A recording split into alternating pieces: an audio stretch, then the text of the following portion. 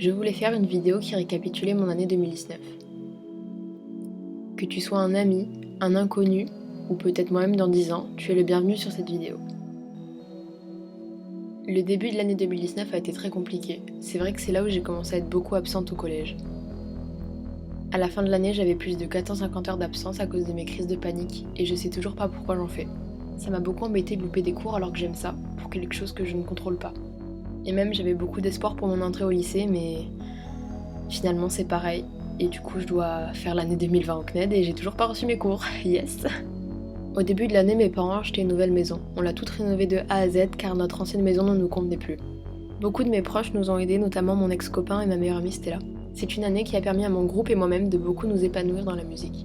On a participé à un tremplin organisé par la gendarmerie sur la prévention et on a choisi le thème de la route. On a fait plusieurs petits concerts et aussi une interview à la radio.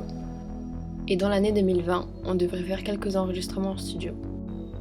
J'ai beaucoup profité de cet été avec mes amis, même si à cause de mes crises, j'avais un peu le moral à zéro.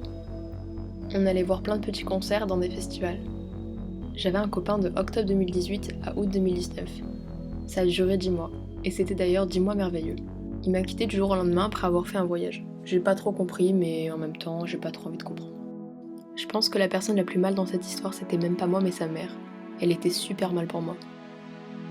J'en parlais il y a quelques instants, mais mon entrée en seconde a été assez fastidieuse. La première semaine ça allait, puis après ça commençait à dégringoler. J'avais beaucoup trop d'absence pour continuer l'année comme ça.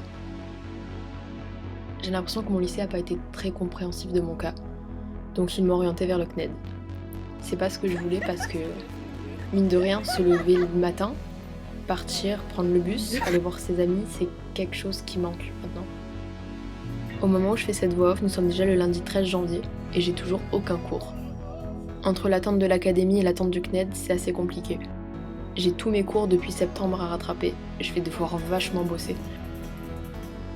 Heureusement, j'ai quand même fait quelques bonnes rencontres au lycée. J'ai des amis qui souvent m'invitent et souvent viennent me voir d'ailleurs. Je m'étais dit que j'avais vraiment passé une année de merde et le pire était de ma vie.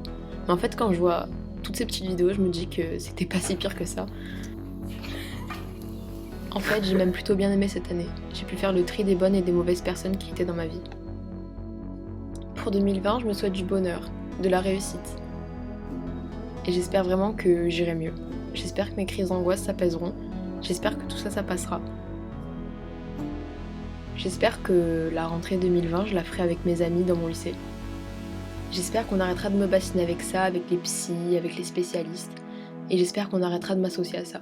Qu'on arrêtera de dire « Ah, c'est toi la fille qui pleure tout le temps ?» Wow, j'ai la plus belle des... Je vous souhaite aussi une très bonne année 2020. Merci de m'avoir écouté.